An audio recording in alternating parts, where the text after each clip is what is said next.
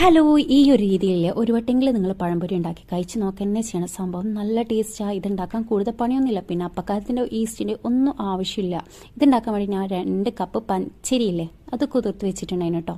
ഇനി ഇതാ അത് ഇട്ട് കൊടുത്ത് പിന്നെ ഇതാ കപ്പിൽ കുറച്ച് കൂടുതൽ ചോറില്ലേ അതും പിന്നെ മധുരം ബാലൻസ് ചെയ്യാൻ വേണ്ടിയിട്ട് പിഞ്ച് സാൾട്ടും പിന്നെ ഞാനിവിടെ വെള്ളം കേട്ടോ ഒരുക്കി വയ്ക്കുന്നത് അതും ഒരു ഏലക്കായിട്ട് നല്ലപോലെ നടിച്ചെടുക്കുന്നുണ്ട് കേട്ടോ. ഇതിലും കുറച്ചും കൂടി ലൂസായിട്ട് വേണം കേട്ടോ നമ്മൾ മാവ് വരാൻ വേണ്ടിയിട്ട്. ഇനി ഇതാ നമ്മൾ തിളച്ച ഓയിലിലേക്ക് ഓരോന്നായിട്ടിട്ട് ഫ്രൈ ചെയ്തെടുക്കാം. സംഭവം നല്ല ടേസ്റ്റാണ്. എന്തായാലും നിങ്ങളൊന്ന് ട്രൈ ചെയ്ത് നോക്കിയിട്ട് അതിൻ്റെ ഫീഡ്ബാക്ക് എന്തായാലും പറയണം കേട്ടോ. അതേപോലെ നമ്മളെ വീഡിയോ ഇഷ്ടമായി ലൈക്ക് ചെയ്യാനും സബ്സ്ക്രൈബ് ചെയ്യാനും ഷെയർ ചെയ്യാനൊന്നും വിട്ടുപോലെ. നമ്മളുടെ എല്ലാവർക്കും ഇത് ഒരുപാട് ഇഷ്ടമായിട്ടുണ്ടായിരുന്നു. പിന്നെ മാവ് കുറച്ചേ ഉണ്ടായിട്ടുള്ളൂ, പഴം ഇനിയും ഉണ്ടായിരുന്നു കേട്ടോ.